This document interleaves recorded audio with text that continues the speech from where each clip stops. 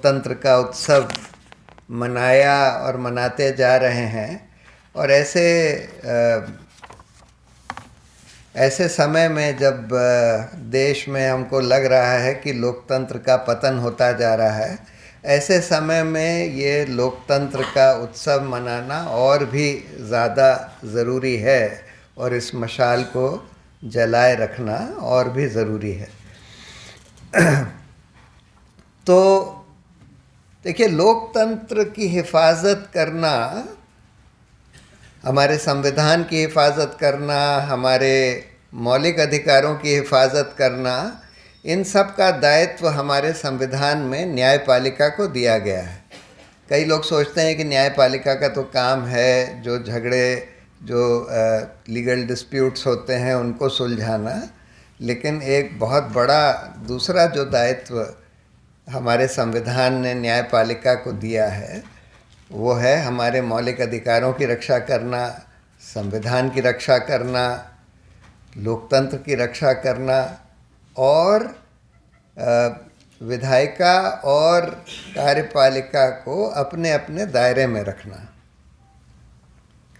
और अगर हम आज ये सवाल पूछें कि क्या इस कसौटी पर कि हमारे मौलिक अधिकारों की रक्षा हो रही है, हमारे संविधान की रक्षा हो रही है कि नहीं, हमारे लोकतंत्र की रक्षा हो रही है कि नहीं, क्या कार्यपालिका और विधायिका को अपने अपने दायरे में रखा जा रहा है, तो उसका ईमानदार जवाब होगा कि बहुत कम, बहुत कम।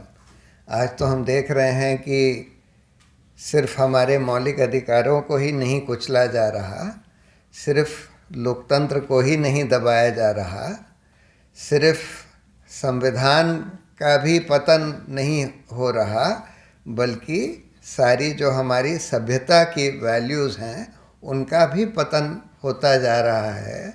और उसके पीछे मेनली आज की मौजूदा सरकार है, जो लोग सत्ता में काबिज हैं वो लोग हैं। और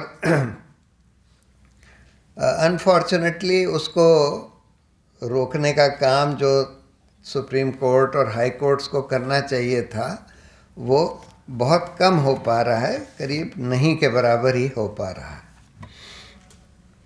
तो अगर हम देखें कि हमारे जो मौलिक अधिकार हैं इनकी कसौटी पर हम देखें कि कितना हमारा न्यायपालिका कितनी खरी उतर रही है, तो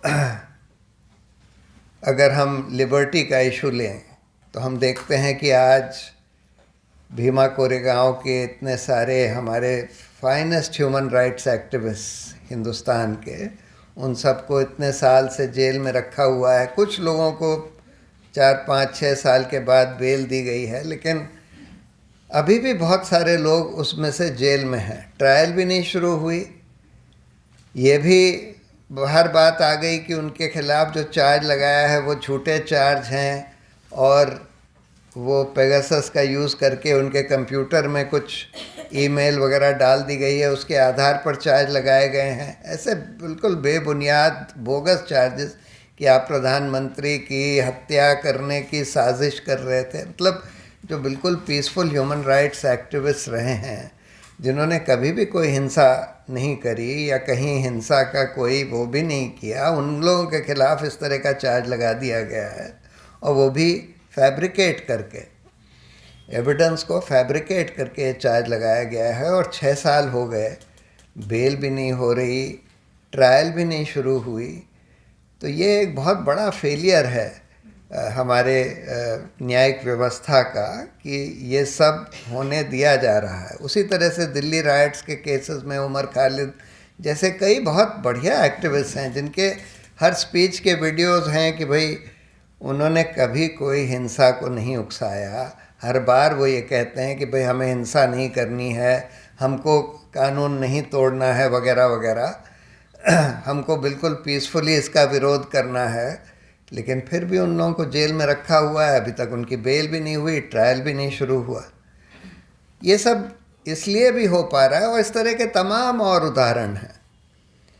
इसलिए भी हो पा रहा है क्योंकि ऐसे कानून बना दिए गए हैं, जैसे unlawful activities prevention act, prevention of money laundering act, ये सब जो हैं काले कानून हैं, क्योंकि इसमें एक तो खैर अनलॉफुल, एक्चुअली ये टेररिज्म के खिलाफ एक कानून था, लेकिन उसमें डेफिनेशन में अनलॉफुल एक्टिविटी के डेफिनेशन में डाल दिया है questioning the territorial integrity of India amounts to unlawful activity, promoting disaffection against India amounts to unlawful activity। यानी कि अगर आप, जब ये सेडिशन का मुद्दा सुप्रीम कोर्ट गया, सेडिशन का कानून अंग्रेज़ों ने बनाया था, promoting disaffection against the government amounts to sedition, और उसको बहुत सीरियस क्राइम डिक्लेयर कर दिया था।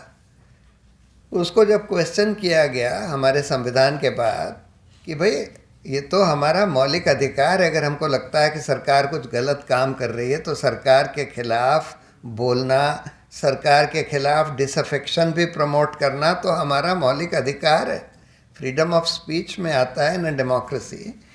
तो फिर सुप्रीम कोर्ट में एक कॉन्स्टिट्यूशन बेंच ने फैसला दिया कि हाँ ये बात सही है कि ये मौलिक अधिकार है, और इसलिए इसको हम रीड डाउन कर देते हैं।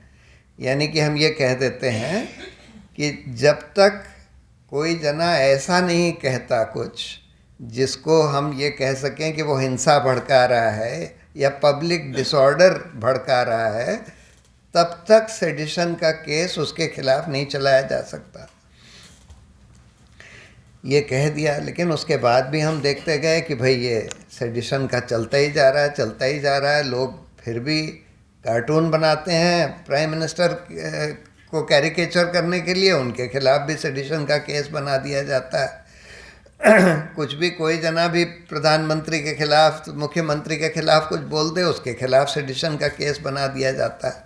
तो हम लोगों ने फिर से, हम लोग सुप्रीम कोर्ट गए और फिर सुप्रीम कोर्ट ने फॉर्चुनेटली सेडिशन का जो अपराध है उसको स्टे कर रखा। लेकिन उसी का एक slight variation unlawful activities prevention act में डाल दिया। उसमें लिखा था promoting disaffection against the government, यहाँ लिख दिया है प्रमोटिंग डिसअफेक्शन अगेंस्ट इंडिया। तो अब डिसअफेक्शन अगेंस्ट इंडिया, मान लीजिए अगर इंडियन गवर्नमेंट की आप कोई पॉलिसी या कोई, मान लीजिए अगर हिंदुस्तान की सरकार इंटरनेशनली, जैसे इज़राइल में आजकल गाज़ा के ऊपर हमला चल रहा है, और इज़राइल का कोई नागरिक ये कहता है कि भाई ये इस तरह से हमला करना गलत है, हिंदुस्तान में अगर ऐसा होता तो उसको तुरंत अनलॉफुल एक्टिविटीज़ प्रिवेंशन एक्ट में कर लेते, you are promoting disaffection against India. तो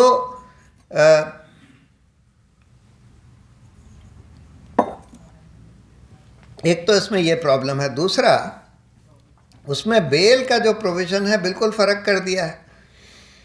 नॉर्मल बेल का कानून ये कहता है कि bail is a right, jail is the exception, और आप बेल तभी डिनाई कर सकते हैं when a person is under trial और अंडर इन्वेस्टिगेशन, अगर 3 में से एक कंडीशन कम से कम प्रेजेंट हो। या तो ये एक जेन्युइन सीरियस एप्रीहेंशन हो कि अगर इसको बेल पर छोड़ दिया तो ये ट्रायल फेस ही नहीं करेगा, भाग जाएगा। दूसरा, अगर इसको बेल पर छोड़ दिया तो ये एविडेंस से टैम्पर करेगा। तीसरा, इसने बहुत एक घिनौना अपराध किया है, रेप मर्डर वगैरह का, ये सीरियल रेपिस्ट है, सीरियल मर्डरर है, इसको छोड़ दिया तो फिर से रेप और मर्डर करेगा। अगर इन 3 में से कोई भी कंडीशन प्रेजेंट नहीं है तो आपको बेल देनी पड़ेगी, ये नॉर्मल कानून है। लेकिन यूएपीए और पीएमएलए में बेल के बारे में जो प्रावधान है उसमें ये लिख दिया कि bail shall not be given unless the magistrate और द जज says that there is not even a prima facie case against the accused. अब इन्वेस्टिगेशन ख़त्म नहीं हुआ, ट्रायल शुरू नहीं हुई, कैसे कोई जना कह दे कि भाई there is not even a prima facie case against the accused. अगर कोई झूठा, मतलब आपने किसी का बिल्कुल झूठा 161 का स्टेटमेंट रिकॉर्ड कर लिया कि मैंने इसको देखा कि ये यहाँ पर ये कॉन्स्पिरेसी कर रहा था, कि मैंने इसको देखा कि यहाँ पर ये कर रहा था, बिल्कुल झूठा। अब वो झूठा है, लेकिन ट्रायल के पहले तो हम उसको झूठा साबित नहीं कर सकते, लेकिन फिर भी बेल डिनाई कर दी जाएगी। और ऐसे काले कानून पीएमएलए, यूएपीए जैसे, जो कि बिल्कुल हमारे मौलिक अधिकार, जो article 21 right to life and liberty का है, उसके बिल्कुल खिलाफ हैं, उनको भी बजाय स्ट्राइक डाउन करने के सुप्रीम कोर्ट ने उल्टा कर दिया। अभी एक बटाली का जजमेंट दिया सुप्रीम कोर्ट ने, जिसमें ये कह दिया कि बेल देते समय आप ये भी नहीं देख सकते कि जो एविडेंस किसी के खिलाफ पुलिस ने बोला है कि भाई इसके खिलाफ ये एविडेंस है कि इसने ये अपराध किया, कि वो एविडेंस कानून में एडमिसिबल है कि नहीं, ये भी नहीं देख सकते बेल के समय, ये बोल दिया। तो बजाय उस कानून को स्ट्राइक डाउन करने के कि भाई ये तो हमारे संविधान में जो मौलिक अधिकार हैं उसके खिलाफ है, उल्टा कर दिया, उसको और ड्रैकोनियन बना दिया। तो अगर लिबर्टी के कसौटी पर देखें तो सुप्रीम कोर्ट और आज की जुडिशरी, आज की न्यायपालिका बिल्कुल खरी नहीं उतर रही है। आर्टिकल 19 के राइट्स अगर हम देखें कि भाई फ्रीडम ऑफ स्पीच, जो सिविल राइट्स जिनको कहा जाता है, फ्रीडम ऑफ असेंबली, तो आज हम देख रहे हैं कि स्पीच के लिए, जैसे त्रिपुरा का हम एक केस कर रहे हैं कि कुछ लोगों ने जब त्रिपुरा में बड़ा, जब जल रहा था, जैसे आज मणिपुर जल रहा है, तो कुछ लोगों ने ट्वीट किया त्रिपुरा इज़ बर्निंग, उनके खिलाफ यूएपीए लगा दिया कि भाई तुम अनलॉफुल एक्टिविटी कर रहे हो। कुछ लॉयर्स ने जाकर फैक्ट फाइंडिंग करी वहाँ और उसकी एक रिपोर्ट जारी करी, उनके ऊपर यूएपीए लगा दिया। असेंबली और प्रोटेस्ट के तो स्पेसेस करीब करीब बंद कर दिए हैं। अभी मैं कल अहमदाबाद में था, वहाँ पर एक ह्यूमन राइट्स की कॉन्फ्रेंस थी, तो उनको वो कॉन्फ्रेंस एक प्राइवेट, जो वहाँ का पब्लिक इंटरेस्ट लॉयर है आनंद याग्निक, उसके दफ्तर के ऊपर जो टेरेस है उस पर रखनी पड़ी, क्योंकि वहाँ पर सेक्शन 144 नहीं लगाया जा सकता। अदरवाइज पूरे सिटी में सेक्शन 144 लगाया हुआ है कि 5 आदमी से ज़्यादा इकट्ठा नहीं हो सकते। यानी कि कोई प्रोटेस्ट, कोई मीटिंग आप होल्ड नहीं कर सकते। और इसको भी हमारी जुडिशरी जो है चलने दे रही है। दिल्ली में ये चलता चला जा रहा है। हम लोगों ने एक केस किया था कि भाई इन्होंने तो पूरे सिटी में 144 लगा दिया। तब फिर सुप्रीम कोर्ट ने कुछ आदेश दिया, लेकिन आज भी ये हालत है कि पूरे सिटी में 144 लगा हुआ है। सिर्फ आप जंतर मंतर में प्रोटेस्ट कर सकते हैं और उसकी भी परमिशन लेनी पड़ेगी। तो आर्टिकल 19 के राइट्स भी मतलब बिल्कुल कुचले जा रहे हैं, जो हमारे सिविल राइट्स हैं। लेकिन सुप्रीम कोर्ट जो है देख रहा है, मूक दर्शक बनकर बैठा हुआ है। आर्टिकल 14 को अगर आप लें तो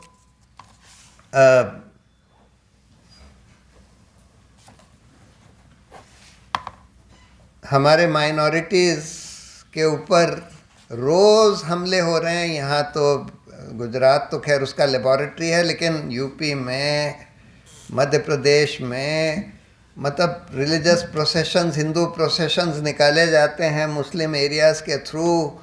हर तरह के भड़काऊ गाने चलाए जाते हैं। लोग त्रिशूल, स्वॉर्ड्स, लाठी, बंदूक लेकर वहाँ से निकलते हैं, प्रोवोक करते हैं। और अगर किसी ने भी कुछ भी रेजिस्ट कर लिया, कई बार तो मस्जिदों में जाकर हिंसा भी करते हैं। और किसी ने अगर रेजिस्ट भी कर लिया तो उल्टा उन लोगों के खिलाफ केस बना दिया जाता है, जिन लोगों को जो विक्टिम्स हैं उन्हीं के खिलाफ केस बना दिया जाता है। अभी तो एक केस ऐसा आया यूपी का कि एलिगेशन ये था कि आपने रिलीजियस प्रोसेशन के ऊपर थूका। बाद में पता लगा कि जो लोग जिनके कहने के आधार पर उन्होंने एफआईआर दर्ज करी थी उन्होंने ही बोल दिया कि नहीं, हमने तो ऐसा बोला ही नहीं था। लेकिन फिर भी उन लोगों को जेल में डाल दिया, और सिर्फ जेल में ही नहीं डाल दिया, उनके घर तोड़ दिए बुलडोज़र लगाकर। और ये बिल्कुल खुलेआम चल रहा है, जिसको बुलडोज़र जस्टिस कहते हैं। किसी भी कानून में इसका कोई इजाज़त नहीं है कि आप किसी का घर इस तरह से बुलडोज कर दें, ये कह के कि भाई इसने कोई अपराध किया है। पहली बात तो उसका अपराध प्रूव नहीं हुआ है किसी भी कोर्ट ऑफ लॉ में। आपने सिर्फ एलिगेशन लगा दिया कि इसने ये थूक दिया, कहीं प्रूव नहीं हुआ है। और दूसरी बात, अगर प्रूव भी हो जाए वो अपराध, तो उसका आप घर थोड़ी तोड़ सकते हैं। उसके लिए तो कानून में जुर्म है जो कि आप उसको सज़ा दे सकते हैं, घर थोड़ी तोड़ सकते हैं। पर ये सब चल रहा है और चीफ मिनिस्टर्स खुद सीना ठोक कर कहते हैं कि भाई हम तो बुलडोज़र चला देंगे। उन लोगों को बुलडोज़र चीफ मिनिस्टर कहा जाता है, बुलडोज़र बाबा उन चीफ मिनिस्टर्स को। लेकिन ये सब चलने दिया जा रहा है। सुप्रीम कोर्ट के पास भी ये मामले ले जाए जाते हैं, फिर भी नहीं रोका जाता। हेट स्पीचेस खुलेआम लोग दे रहे हैं, मंत्री लोग दे रहे हैं, ये जो गॉडमैन है ये लोग दे रहे हैं, जर्नलिस्ट दे रहे हैं। हेट स्पीचेस खुलेआम, मतलब बहुत सीरियस ऑफेंस है हमारे कानून में, लेकिन उनको नहीं रोका जाता, चलने दिया जा रहा है। और उल्टा मतलब गवर्नमेंट जो है सेकुलर कंट्री में रिलीजन को प्रमोट नहीं कर सकती, किसी भी रिलीजन को। पर यहाँ हम देख रहे हैं कि हिंदू रिलीजियस एक्टिविटीज़ में, मंदिर बनाने में, मंदिरों को प्रमोट करने में, हिंदू रिलीजियस टूरिज्म प्रमोट करने में सारी सरकारें लगी हुई हैं भाजपा की। पब्लिक पैसा खर्च किया जा रहा है, और उसको अगर कोई क्वेश्चन करता है कोर्ट में, अभी जैसे हाल में हुआ यहाँ बम्बई में, कुछ स्टूडेंट्स ने क्वेश्चन किया कि भाई ये छुट्टी क्यों डिक्लेयर करी जा रही है, इसके लिए कि भाई मंदिर का उद्घाटन हो रहा है। तो उस पर उल्टा कोर्ट को, मतलब कायदे से तो उनको ये सरकार से पूछना चाहिए था कि भाई छुट्टी किस आधार पर आप डिक्लेयर कर रहे हैं। आपका ये जॉब नहीं है कि कोई रिलीजियस फेस्टिवल के लिए आप छुट्टी डिक्लेयर करें, लेकिन उल्टा आप पिटिशनर्स को डांट रहे हैं कि तुम्हारा कोई पॉलिटिकल मोटिवेशन होगा, जैसे यहाँ किया गया। तो मतलब रूल ऑफ लॉ की धज्जियाँ उड़ाई जा रही हैं, आपके आँख के सामने उड़ाई जा रही हैं, और कोर्ट जो है मूक दर्शक बन के बैठा हुआ है, कुछ करता नहीं। जबकि उनका दायित्व संविधान में दिया गया है कि भाई आपको मौलिक अधिकारों की रक्षा करनी है, लोकतंत्र की रक्षा करनी है, संविधान की रक्षा करनी है, और कार्यपालिका और विधायिका को अपने अपने दायरे में रखना है। तो ये क्यों हो रहा है? दूसरी बात, ऐसे ऐसे फैसले आ रहे हैं, अयोध्या का फैसला ही ले लीजिए। यानी कि जो लोग, जिनको माना गया, जिनके खिलाफ प्रोसिक्यूशन हो रहा है कि आपने इल्लीगली मस्जिद तोड़ दी, जिनका कोई राइट नहीं है, 500 साल पहले क्या हुआ था क्या नहीं हुआ था उसके आधार पर आपका कोई राइट नहीं बनता, लेकिन उन्हीं को आपने वो ज़मीन दे दी कि भाई वहाँ पर मंदिर बना लीजिए। और उस जजमेंट में ये लिखा है कि भाई प्लेसेस ऑफ वर्शिप एक्ट आ गया है, अब आगे से कोई ऐसा विवाद नहीं हो सकता। लेकिन फिर भी जब ज्ञानवापी मॉस्क के ऊपर ये विवाद लोग शुरू करते हैं कि भाई हम देखना चाहते हैं कि यहाँ 500 साल पहले क्या था, हम खोद के देखना चाहते हैं, तो उसको सुप्रीम कोर्ट मतलब does not nip the mischief in the bud. Clear mischief हो रहा है, सुप्रीम कोर्ट का काम है। और वही जज जिन्होंने वो जजमेंट लिखा अयोध्या वाला, चाहे उसमें नाम नहीं है बट क्लियर है किसने लिखा है, वही जज, उन्हीं के सामने आता है ये कि भाई आपने लिखा है कि प्लेसेस ऑफ वर्शिप एक्ट के बाद इस तरह का कोई विवाद किसी दूसरे प्लेस ऑफ वर्शिप पर नहीं हो सकता, क्योंकि 1947 में जो पोजीशन थी वही पोजीशन मेंटेन रहेगी। उसके पहले क्या था क्या नहीं था ये नहीं देखा जाएगा। लेकिन वो ज्ञानवापी मॉस्क के केस में भी उसको रोकते नहीं, कहते हैं नहीं नहीं ये तो एकेडमिक रिसर्च हो रहा है, कि हम देखना चाहते हैं कि वहाँ पर अंदर क्या था, उसके पहले क्या था। मतलब उसी तरह से कश्मीर में कुछ कश्मीर के फैसले में ये कह देते हैं, देखिए वो तो सारा ही जजमेंट गलत है मेरी राय में। आपने ये बोल दिया इफेक्टिवली कि गवर्नर्स रूल लगाकर या प्रेसिडेंट्स रूल लगाकर आप राज्य को आप इर्रिवर्सिबली बदल सकते हैं, किसी भी राज्य को, यानी कि उसको आप यूनियन टेरिटरी बना सकते हैं, उसमें उसका आप विभाजन कर सकते हैं, क्योंकि उस समय स्टेट गवर्नमेंट तो है ही नहीं, आपने वहाँ प्रेसिडेंट्स रूल लगा दिया है, स्टेट असेंबली को आपने सस्पेंड कर रखा है या डिसॉल्व कर दिया है। तो इसलिए जो कॉन्स्टिट्यूशन में लिखा है कि भाई उसकी कम से कम राय लेनी पड़ेगी वगैरह वगैरह, उसका आप सब you can throw all that to the wind. मतलब 370 को अगर आप छोड़ भी दें, ये जो इशू था कि आपने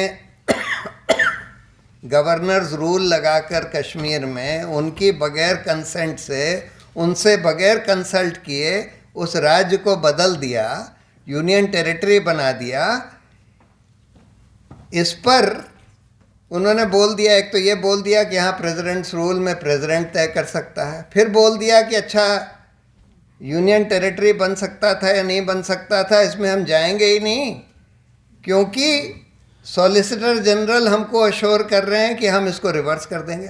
अरे सॉलिसिटर जनरल कौन होता है? कल वो मिहिर देसाई वहाँ थे, वो कह रहे थे कि पहले हम सुनते थे कि चीफ जस्टिसों के नाम से कोर्ट जाना जाता था अमेरिका में भी, कि ये बर्गर का कोर्ट है, ये वॉरेन का कोर्ट है वगैरह वगैरह। अब तो सुप्रीम कोर्ट को जाना जाता है कि ये तुषार मेहता का कोर्ट है। अब चीफ जस्टिस का नाम भी नहीं आता। यानी कि आपने तुषार मेहता वो कोई भी नहीं होते एश्योरेंस देने के लिए। वो कैसे, वो तो लेजिस्लेटिव एक्ट है ना, अगर आप उसको वापस स्टेट बनाएंगे यूनियन टेरिटरी से हटाकर, तो वो तो पार्लियामेंट के थ्रू होगा। तो तुषार मेहता पार्लियामेंट का कैसे एश्योरेंस दे सकता है?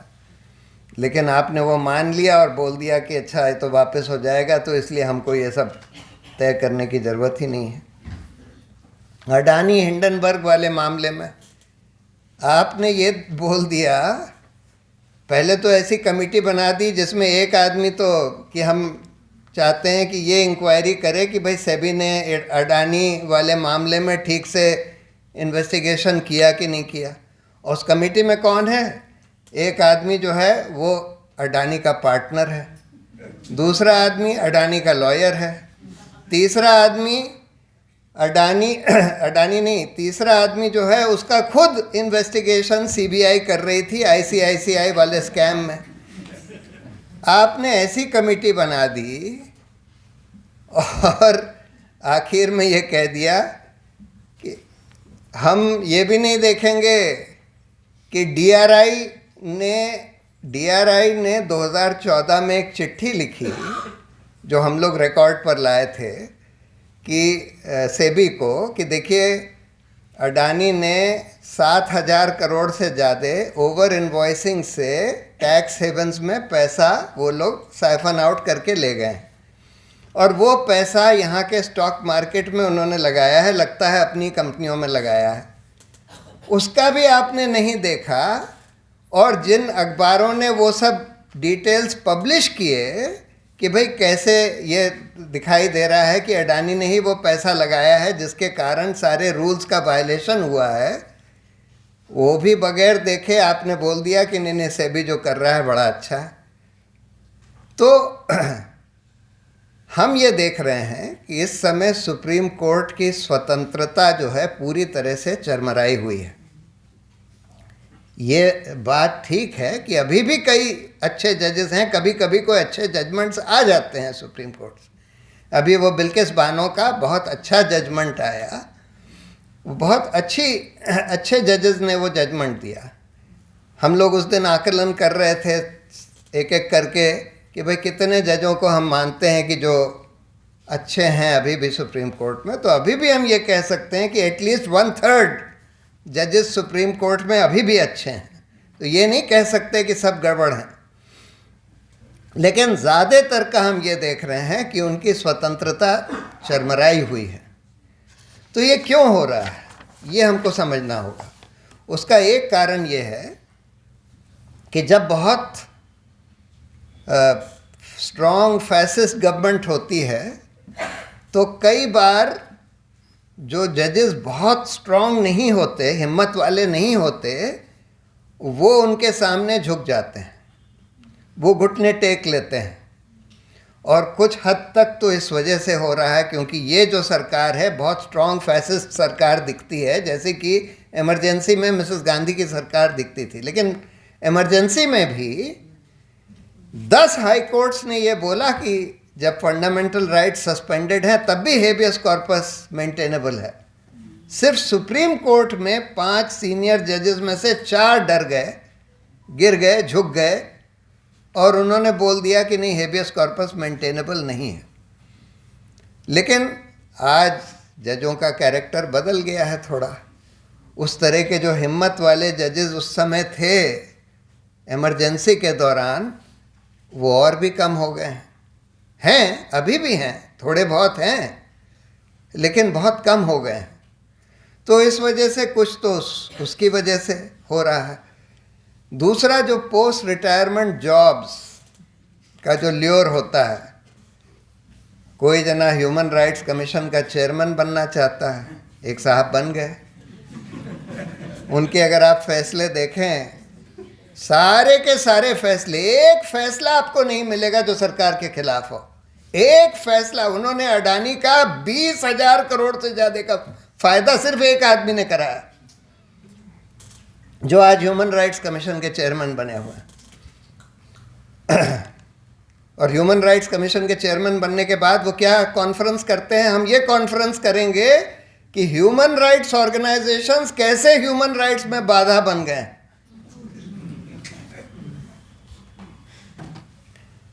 और कुछ साहब हैं जो राज्यसभा में जाना चाहते हैं, राज्यसभा में बैठते नहीं हैं, अटेंडेंस नहीं होती, लेकिन जाना चाहते हैं।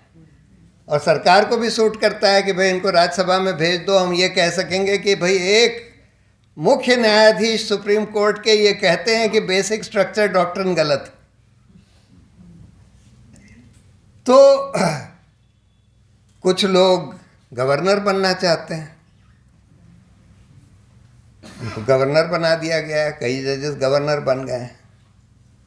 कुछ और कमीशंस, ट्राइब्यूनल्स में जाना चाहते हैं जो कि जिसमें भी सरकार का कुछ हस्तक्षेप होता है, तो उसकी वजह से भी काफ़ी चरमरा गई है। जैसे अरुण जेटली ने एक बार पार्लियामेंट में बोला था कि the post retirement jobs influence pre retirement judgments, और ये बिल्कुल सही बात है। लेकिन अनफॉर्चुनेटली वो सिलसिला चलता चला जा रहा है और उसमें आप 2 चीज़ें कर सकते थे, या तो ये कहते कि भाई पोस्ट रिटायरमेंट जॉब्स नहीं दिए जाएंगे जजों को, या ये कहते कि उसमें सरकार का कोई हस्तक्षेप नहीं होगा, एक एकदम इंडिपेंडेंट कमेटी ही तय करेगी कि किस जज को कौन सा पोस्ट रिटायरमेंट जॉब दिया जाए। तो एक ये है कारण। तीसरा कारण ये है कि जो जुडिशल अपॉइंटमेंट्स हो रहे हैं, देखिए एक समय ऐसा था आई वुड से कि अप टिल 1980 समझ लीजिए, एक वो दौर था जिसमें 2 अपॉइंटमेंट्स का मेन कंट्रोल सरकार के हाथ में था, जुडिशल अपॉइंटमेंट्स का।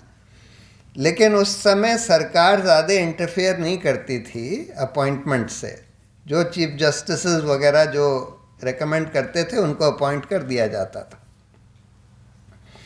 80 के बाद एक ऐसा दौर आया करीब 10 साल का 8-9 साल का, जब ये हंसराज भारद्वाज लॉ मिनिस्टर वगैरह बन गए, जब सरकार पॉलिटिकल अपॉइंटमेंट्स करने लगी।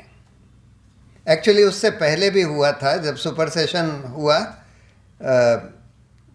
पहला सुपर सेशन जो हुआ 1973 में, उसके बाद से शुरू हो गया था। तो बीच में जनता गवर्नमेंट के समय में तो बिल्कुल कोई इंटरफेरेंस नहीं होती थी सरकार की तरफ से, लेकिन उसके पहले थोड़ा 73 से शुरू हुआ।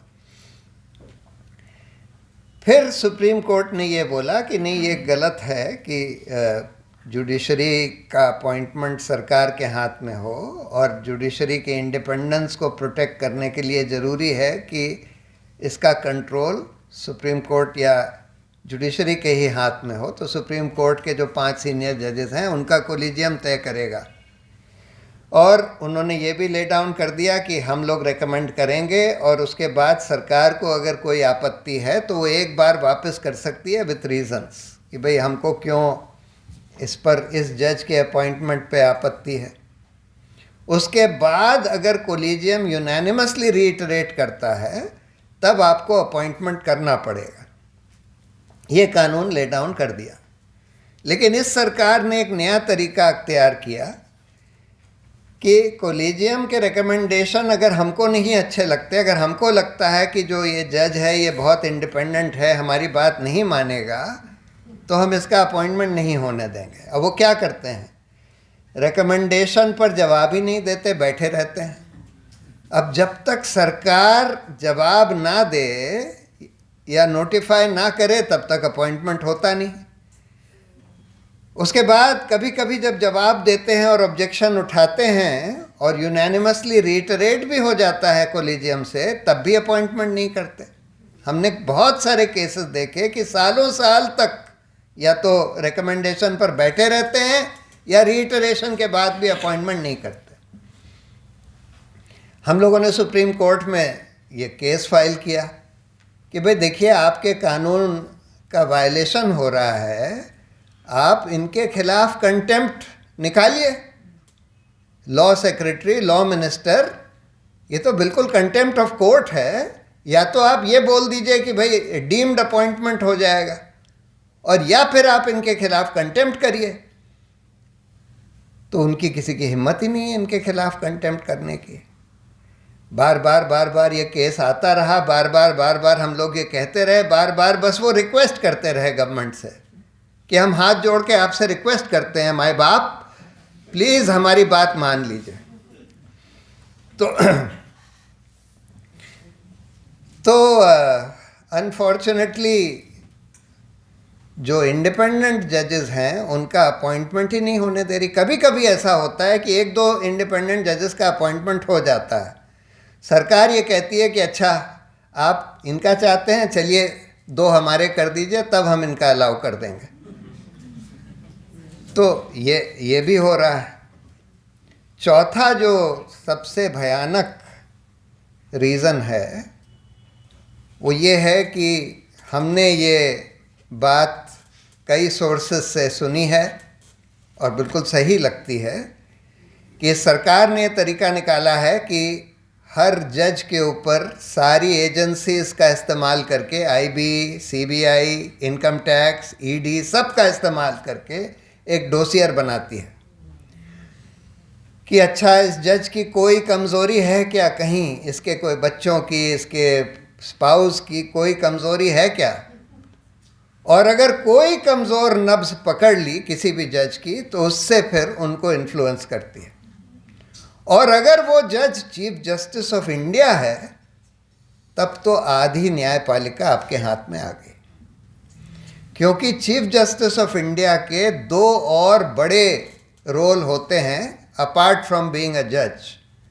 पहला रोल कि वो मास्टर ऑफ रोस्टर माना जाता है, जो तय करता है कि कौन सा केस कौन सा जज सुनेगा।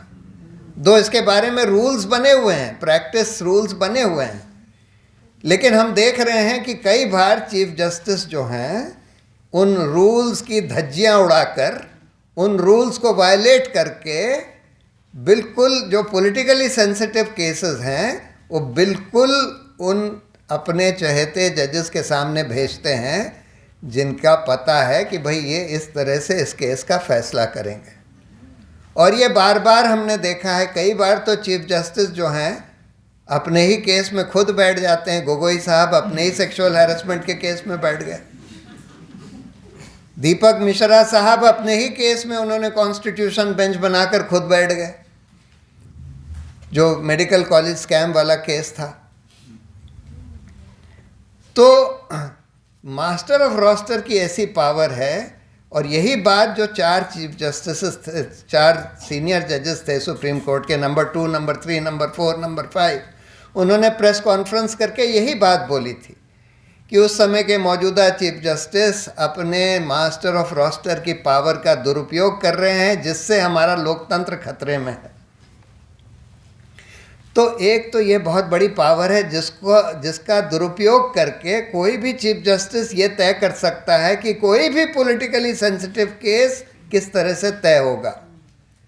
और अगर वो सरकार के कब्जे में आ जाता है किसी भी वजह से, उसकी कोई कमज़ोर नब्ज अगर सरकार ने पकड़ ली, तब फिर वो सारे पॉलिटिकली सेंसिटिव केसेस ऐसे जज या ऐसी बेंच के सामने भेजता है जिसका पता है कि सरकार के हक में करेंगे।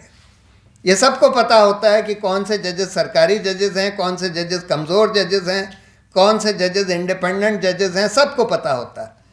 जब मैंने ये कौन से करप्ट जजेस हैं, जब मैंने ये बात बोली थी कि half, in my view, about half of the last 16-17 chief justices have been corrupt, तो उस पर जब मेरे खिलाफ कंटेम्प्ट नोटिस इशू किया कोर्ट ने, तो मेरे फादर ने उसमें एक इंटरवेंशन फाइल करा। मैंने तो नाम नहीं बोले थे 16-17 चीफ जस्टिसेस के, उन्होंने बाकायदा सारे नाम लेकर एक लिस्ट फाइल करी और सबके सामने लिख दिया corrupt corrupt corrupt, honest honest honest, और 2 के सामने क्वेश्चन मार्क। उसमें 16 में से 8 उन्होंने करप्ट मार्क करे, 6 ऑनेस्ट मार्क करे, 2 के सामने क्वेश्चन मार्क लगाया। और वो मुझसे बताते थे कि मैं एक एक्सरसाइज करता हूँ कभी कभी, कि जब बार एसोसिएशन में बैठा होता हूँ तो कोई सीनियर लॉयर से वो लिस्ट दिखाता हूँ 16 की, उसमें ये नहीं लिखा होता कौन करप्ट कौन ऑनेस्ट। मैं उनसे पूछता हूँ कि देखिए इन 16 में आप टिक कर दीजिए किनको आप करप्ट मानते हैं। कहते थे 90% ऑफ द टाइम वही 8 नाम टिक करे जाते थे जो मैंने जिनको करप्ट बोला था। इसलिए सुप्रीम कोर्ट में सबको पता होता है, और ख़ासकर चीफ जस्टिस को तो बिल्कुल पता होता है कि कौन सा जज किस टाइप का है। तो इसलिए हर केस का कैसे निपटारा हो, वो चीफ जस्टिस अगर अपनी मास्टर ऑफ रोस्टर पावर का दुरुपयोग करे तो वो तय कर सकता है। दूसरा पावर एक चीफ जस्टिस के पास और होती है, जिसको कहते हैं he is the prime mover in the matter of judicial appointments. यानी कि जब कोलिजियम तो 5 जजों का होता है, वो जब फैसला लेता है कि हम इन 3 जजेस को अपॉइंट करना चाहते हैं, तो चीफ जस्टिस वो कोलिजियम का डिसीजन गवर्नमेंट को भेजता है। अगर गवर्नमेंट का प्रेशर आया या चीफ जस्टिस खुद नहीं चाहता था कुछ लोगों को और बाकी मेंबर्स ऑफ द कोलिजियम चाहते थे, इसलिए कोलिजियम ने फैसला ले लिया, तो चीफ जस्टिस अगर उस रिकमेंडेशन को फ्रस्ट्रेट करना चाहता है तो वो रिकमेंडेशन आगे भेजता ही नहीं। और कई बार ऐसा हुआ है। जस्टिस मदन लोकुर ने अपने इंटरव्यू में बताया था कि 2 जजेस का नाम कोलिजियम ने तय किया था सुप्रीम कोर्ट लाने के लिए, लेकिन उनका नाम गोगोई साहब ने आगे भेजा ही नहीं, क्योंकि सरकार नहीं चाहती थी उनको, उन जजेस को। तो इस वजह से अगर चीफ जस्टिस को किसी तरह से सरकार ने घेर लिया तो आधी न्यायपालिका सरकार के हाथ में आ जाती है। अब सवाल यह है कि इसका हम लोग क्या कर सकते हैं। देखिए, इसमें कई रिफॉर्म्स की ज़रूरत है। पहली बात तो ये है कि चलिए रिफॉर्म्स के बारे में मैं बात करूंगा। पहले जुडिशल अकाउंटेबिलिटी के बारे में बात कर लेता हूँ।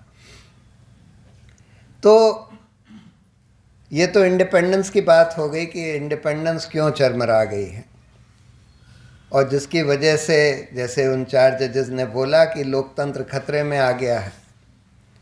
क्योंकि जब न्यायपालिका की इंडिपेंडेंस चरमरा जाए तो फिर ना तो हमारे मौलिक अधिकार की रक्षा होगी, ना संविधान की रक्षा होगी, ना लोकतंत्र की रक्षा होगी, और यही हो रहा है। दूसरी प्रॉब्लम यह है जुडिशल अकाउंटेबिलिटी की, यानी जवाबदेही की, कि अगर कोई जज करप्ट हो जाए या मिसकॉन्डक्ट करने लगे या अपनी पावर्स का दुरुपयोग करने लगे तो उसका क्या होगा। संविधान में न्यायपालिका को प्रोटेक्ट करने के लिए, उसकी स्वतंत्रता प्रोटेक्ट करने के लिए ये कह दिया है कि भाई रिमूवल किसी जज का सिर्फ इम्पीचमेंट के थ्रू हो सकता है, और इम्पीचमेंट को बहुत डिफ़िकल्ट प्रोसेस बना दिया कि पहले तो 100 MP साइन करके इम्पीचमेंट मोशन दें, फिर स्पीकर या वाइस प्रेसिडेंट उसको एडमिट करे, फिर 3 जजों की इंक्वायरी कमेटी बनाई जाती है, वो उसका ट्रायल करे, और उसके बाद अगर वो होल्ड करते हैं कि भाई ये गिल्टी है ऑफ सीरियस मिसकॉन्डक्ट, तब मामला फिर से पार्लियामेंट में जाता है, और दोनों हाउसेस में 2/3 मेजॉरिटी से पास होना होता है, लोकसभा राज्यसभा में, and an absolute majority of the total strength of the house.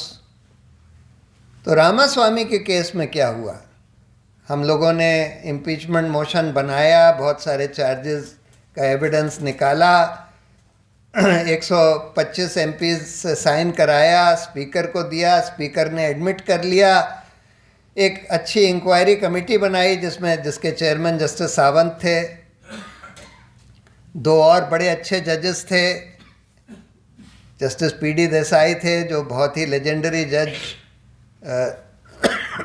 Maharashtra और यहाँ अहमदाबाद के रहे हैं, और एक जूरिस्ट थे जस्टिस चिन्नप्पा रेड्डी। बहुत बढ़िया इंक्वायरी कमेटी थी एक्चुअली उस बार क्योंकि उसमें ये लिखा है, रवि रे चीफ स्पीकर थे उस समय, और स्पीकर तो कानून में ये लिखा है कि that the speaker has to decide the inquiry committee after consulting the chief justice of India. Chief justice उस समय रंगनाथ मिश्रा थे, जिनकी रेपुटेशन बहुत अच्छी नहीं थी, तो उनको पूछना था, उनको कंसल्ट करना था। तो मेरे फादर ने एडवाइस किया रवि रे साहब को कि देखिए, आप उनसे ये मत पूछिएगा कि किन जजों को हम अपॉइंट करें, आप उनसे ये बोलिए कि हम इन 3 जजों को अपॉइंट करना चाहते हैं, आपकी कोई आपत्ति है क्या। तो उन्होंने इन 3 का नाम बोला और सीधा पूछा कि इन 3 जजेस में से आपकी कोई आपत्ति है क्या। तो कहते हैं नहीं, आपत्ति तो नहीं है। तो उन्होंने बोला ठीक है, बस थैंक यू हो गया कंसल्टेशन।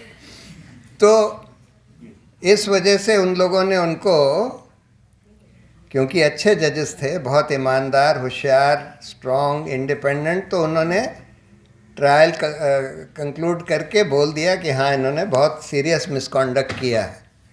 मामला पार्लियामेंट में वापस गया वोटिंग के लिए। कांग्रेस पार्टी उस समय मेजॉरिटी में थी, उनकी सरकार थी, उन्होंने डिसाइड कर लिया कि भाई हम एब्सटेन करेंगे, और लोकसभा में उन्होंने सब ने एब्सटेन कर लिया, विद द रिज़ल्ट कि जो रेजोल्यूशन था फॉर रिमूवल ऑफ द जज वो यूनानिमसली तो पास हुआ, लेकिन absolute majority of the total strength of the house नहीं हो पाई।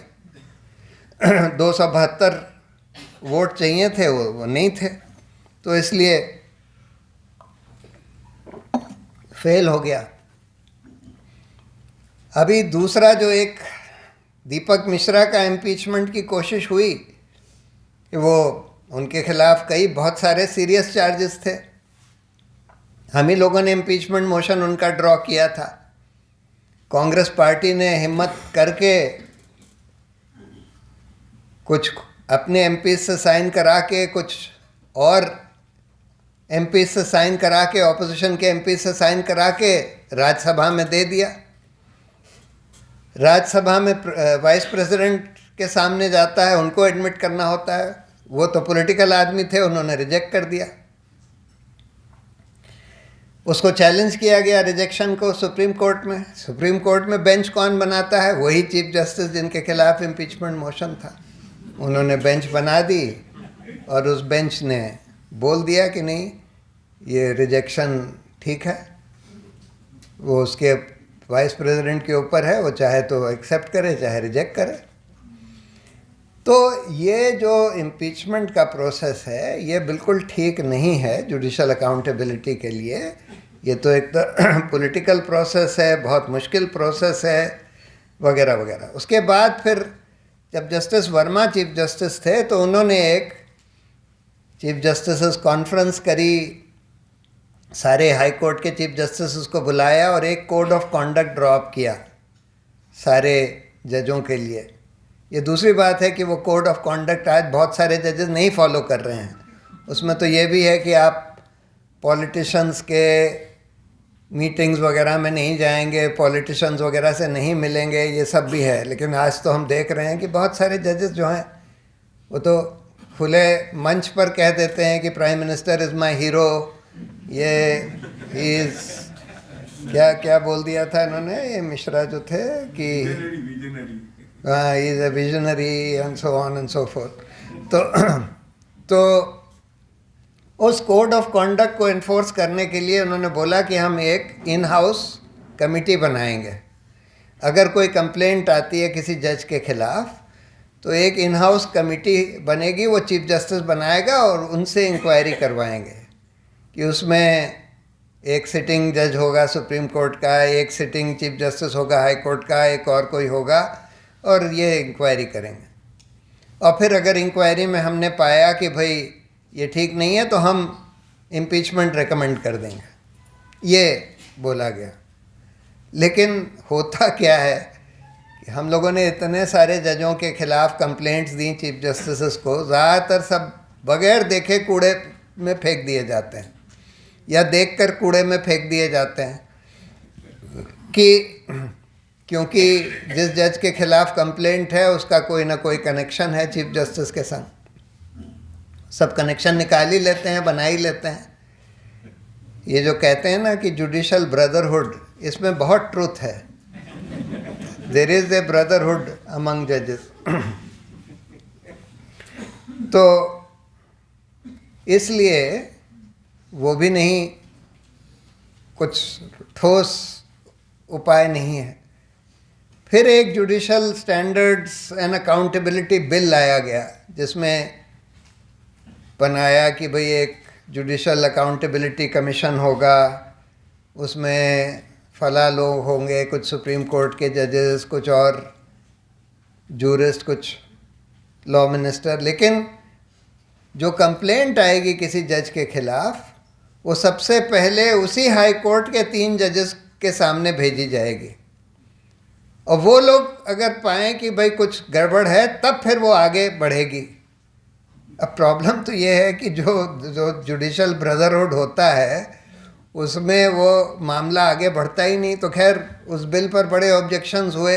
फिर ये हुआ कि आखिर में अगर मान लीजिए जुडिशल कमीशन ने कुछ तय भी किया कि भाई हाँ ये जज गड़बड़ है, इसने मिसकॉन्डक्ट किया, इसको हटाना चाहिए, तब फिर से मामला पार्लियामेंट में जाएगा इम्पीचमेंट के लिए। तो उससे भी कोई ख़ास फ़ायदा नहीं होता था। बस इतना फ़ायदा होता था कि भाई 100 MPs के जो साइन कराने होते हैं इम्पीचमेंट मोशन पर, उसकी ज़रूरत नहीं होती थी। एक दूसरा रास्ता भी था इम्पीचमेंट को शुरू करने का तो वो भी कोई ठीक नहीं। जो हम लोगों की ज़रूरत है वो तो एक बिल्कुल इंडिपेंडेंट जुडिशल कंप्लेंट्स अथॉरिटी या जुडिशल कॉन्डक्ट कमीशन कह सकते हैं, जो भी उसका नाम रखिए, जो सरकार से भी इंडिपेंडेंट हो, जुडिशरी से भी इंडिपेंडेंट हो, जिसमें कुछ रिटायर्ड जजेस हो सकते हैं लेकिन कुछ और भी लोग होने चाहिए जिनके सामने लोग कंप्लेंट्स भेजें, वो लोग उसकी इंक्वायरी, उनके पास एक इन्वेस्टिगेटिव मशीनरी भी हो जो उसके ज़रिए इन्वेस्टिगेशन भी करा सकें, उसके बाद फिर जज का ट्रायल होल्ड करके, और अगर वो फिर होल्ड करें कि उसने मिसकॉन्डक्ट किया, उसको रिमूव होना चाहिए, तो वो रिमूवल या कोई भी और डिसिप्लिनरी एक्शन उस जज के खिलाफ सजेस्ट कर सकते हैं, और वो जो भी वो जुडिशल कॉन्डक्ट कमीशन जो तय करेगा वो फिर मान्य होगा, फिर कोई पार्लियामेंट वगैरह में नहीं जाना होगा। ऐसा होना चाहिए, लेकिन ऐसा कोई करना ही नहीं चाहता। जुडिशरी तो बिल्कुल ही नहीं चाहती और सरकार भी नहीं चाहती। सरकार चाहती है कि भाई ये ठीक है, इनकी अकाउंटेबिलिटी ना रहे सो लॉन्ग एज ये हमारा काम करते रहें तो वही सब चल रहा है। तो देखिए, रिफॉर्म्स तो बहुत सारे चाहिए हम लोगों को जुडिशरी में। सबसे पहले तो ये प्रॉब्लम है कि आधे से ज़्यादा लोग इस देश के 80% लोग तो जुडिशरी को इसलिए नहीं एक्सेस कर पाते क्योंकि उनके पास वकील के पैसे नहीं हैं। उसके लिए ग्राम न्यायालय का कानून बना कि ग्राम न्यायालय बनाए जाएंगे जिसमें जजेस होंगे जो कि सब तहसील लेवल यानी कि वार्ड लेवल पर होंगे, और उसमें जो प्रोसीजर होगा वो स्ट्रिक्टली सीआरपीसी सीपीसी वाला नहीं, कोई ज़रूरी नहीं है। वो जो ग्राम न्यायालय हैं वो कोई भी ऐसा प्रोसीजर अडॉप्ट कर सकते हैं जो कि त्वरित न्याय के लिए ठीक हो और जिसमें प्रिंसिपल्स ऑफ नेचुरल जस्टिस को आप फॉलो करें, यानी कि हर एक आदमी को अपॉर्चुनिटी देनी होगी। अब वो कानून बने हुए भी अब 13 साल हो गए, 13-14 साल हो गए, और अभी तक उसको कार्यान्वित नहीं किया गया। हार्डली कोई ग्राम न्यायालय बने हैं हिंदुस्तान में, हार्डली कोई कार्यान्वित हुए हैं। एक्चुअली तो हम लोगों को उस तरह के न्यायालय बनाने की ज़रूरत है जिसमें कि आम आदमी बगैर वकील के जा सके, एक इनफॉर्मल कोर्ट सिस्टम होना चाहिए। उसके अलावा बार बार जुडिशल ये जो हमारी जो लॉ कमीशंस हैं ये बार बार कह चुकी हैं कि भाई हमको जजेस की स्ट्रेंथ बढ़ाने की ज़रूरत है। और बढ़ाने का तो छोड़ दीजिए, अभी भी करीब 30-40% वैकेंसीज हैं हमारी एग्जिस्टिंग जुडिशरी में, 30-40%। मतलब हम लोग जब कोर्ट में पीआईएल्स फाइल करते हैं कि भाई ये सिविल सर्विस रिफॉर्म्स होने चाहिए या पुलिस रिफॉर्म्स होने चाहिए, उस पर तो कभी कभी कुछ कुछ सुप्रीम कोर्ट कर देता है, लेकिन हम लोग ये पीआईएल अगर फाइल करते हैं कि जुडिशल रिफॉर्म्स होने चाहिए, उस पर कुछ नहीं होता। फिर अपॉइंटमेंट्स का जो सिस्टम है, एक्चुअली एक फुल टाइम कमीशन होना चाहिए। ये जो सिस्टम अभी बना हुआ है ना कोलिजियम का, कोलिजियम वाले में भी खूब भाई भतीजावाद चलता है। उसका रीज़न ये है कि जो जजेस, सिटिंग जजेस हैं, सीनियर 5 जजेस, उनके पास तो जुडिशल वर्क ही इतना होता है कि वो इस तरह के एडमिनिस्ट्रेटिव वर्क के लिए समय नहीं निकाल सकते। क्योंकि अगर आपको हर साल हाई कोर्ट्स और सुप्रीम कोर्ट में कम से कम 100 जजेस का अपॉइंटमेंट होता है। अब 100 जजेस का अगर आप अपॉइंटमेंट कर रहे हैं तो उनके लिए आपको 1000 लोगों को शॉर्टलिस्ट करना पड़ेगा, 1000 लोगों को देखना पड़ेगा, उनमें से आप छांटेंगे। 1000 लोगों का देखने के लिए, एक एक जने का रिकॉर्ड देखने के लिए आपको एक एक दिन से ज़्यादा लगेगा। आप कैसे एक साल में आप जुडिशल वर्क भी कर रहे हैं, 1000 लोगों का कैसे देख लेंगे? और इस वजह से होता ये है कि हर एक अपॉइंटमेंट इस तरह से हो रहा है कि भाई किसी चीफ जस्टिस ने बोल दिया, अरे भाई हम तो उसको जानते हैं, तो बड़ा अच्छा जज है, बाकी लोग कह देते हैं कि हाँ हाँ ठीक है चलो इसको अपॉइंटमेंट कर देते हैं। इसी तरह से पूरा सिस्टम जुडिशल अपॉइंटमेंट्स का चल रहा है। पहले तो खैर और भी ख़राब था कि भाई लॉ मिनिस्टर खुद अपॉइंट करता था। तो जैसे किसी ने बोला था, शायद जेठमलानी ने, कि in order to become a judge you don't need to know the law, you need to know the law minister. so उससे थोड़ा सा बेहतर हुआ, थोड़ा सा ज़्यादा इंडिपेंडेंट जजेस अपॉइंट होने लगे कोलिजियम में, लेकिन ये भी कोई सेटिस्फैक्ट्री सिस्टम नहीं। तो हम लोगों को एक full time judicial appointments commission की ज़रूरत है, जो सरकार से भी इंडिपेंडेंट हो। जुडिशरी से इंडिपेंडेंट पूरा होने की ज़रूरत नहीं है उसमें।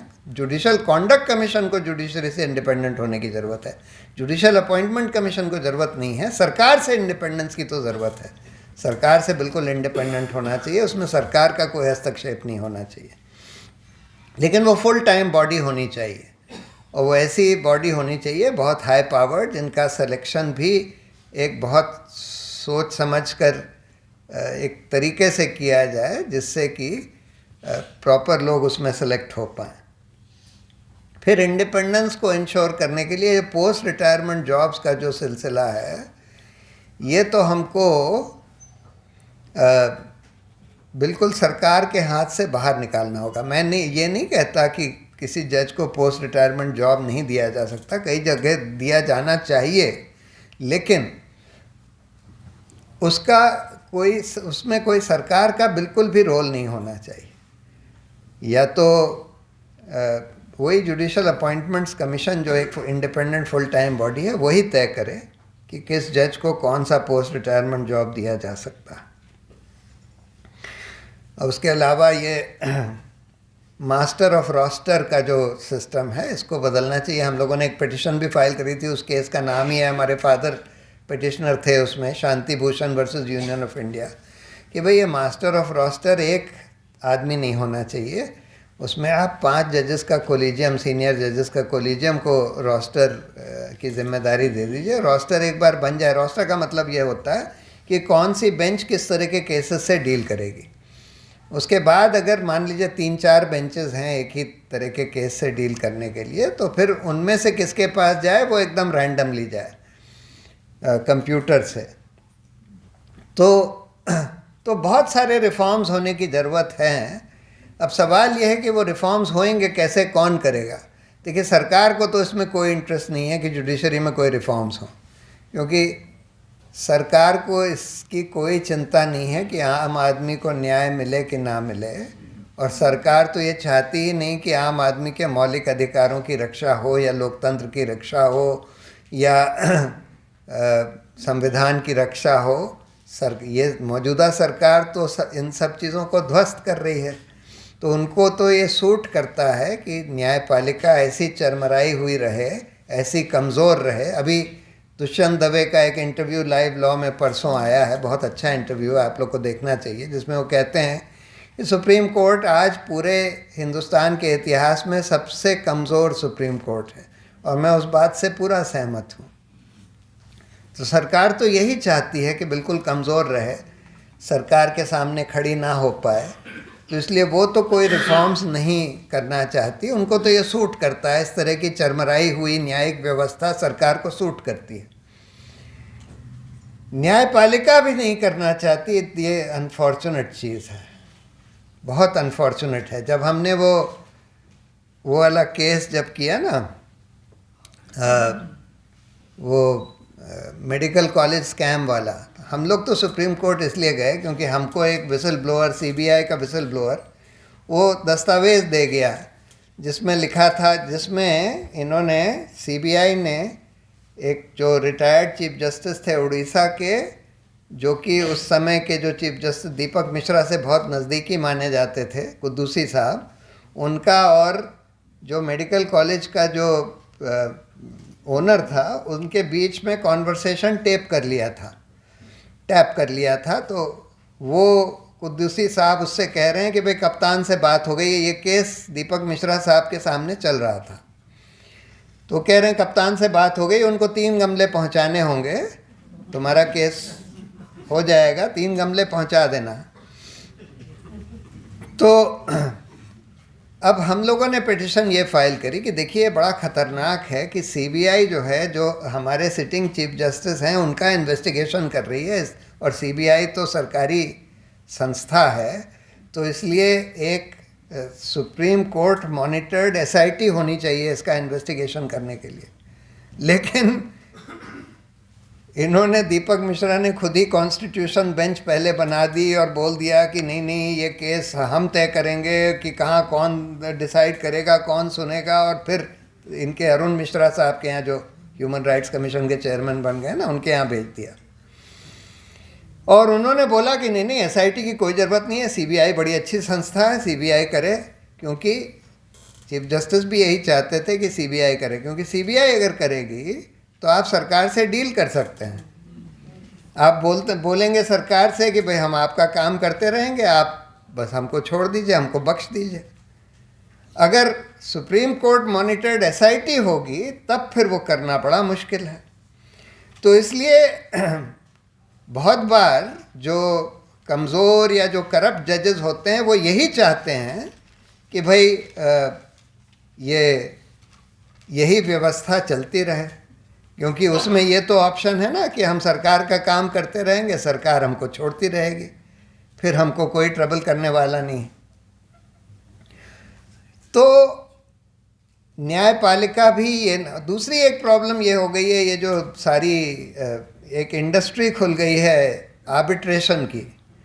अब आर्बिट्रेशन की इंडस्ट्री इसलिए चल रही है क्योंकि मौजूदा न्यायिक व्यवस्था चरमराई हुई है, और इस इंडस्ट्री में जजों को खूब, रिटायर्ड जजों को खूब पैसा बन रहा है। कोई जना कमा रहा है 2 करोड़, कोई जना 5 करोड़ साल में, वगैरह वगैरह, इस इंडस्ट्री के द्वारा, इस इंडस्ट्री के थ्रू। तो और ज़्यादातर जजेस अब आर्बिट्रेशन कर रहे हैं, जो अच्छे अच्छे ईमानदार जजेस भी हैं वो भी आर्बिट्रेशन कर रहे हैं। और अनफॉर्चुनेटली एक काइंड ऑफ एक साइकोलॉजिकल इम्पैक्ट उसका होता है कि जजों को ये लगने लगता है कि भाई हाँ, ये व्यवस्था ठीक तो है, इसमें क्या प्रॉब्लम है। उनको ये नहीं समझ में आता कि जो कॉमन मैन है उसको क्या प्रॉब्लम हो रही है। तो इस वजह से ये चलती जा रही है। तो जुडिशरी भी कोई रिफॉर्म नहीं करना चाहती, कोई सब्सटेंशियल रिफॉर्म नहीं करना चाहती। तो ये कैसे होगा? ये रिफॉर्म करने के लिए फिर हम लोगों को ख़त्म हो गया, फिनिश। ये रिफॉर्म करने के लिए जनता को खड़ा होना पड़ेगा। देखिए, हम लोग जो हैं, the consumers of justice are the real stakeholders in a working system of justice.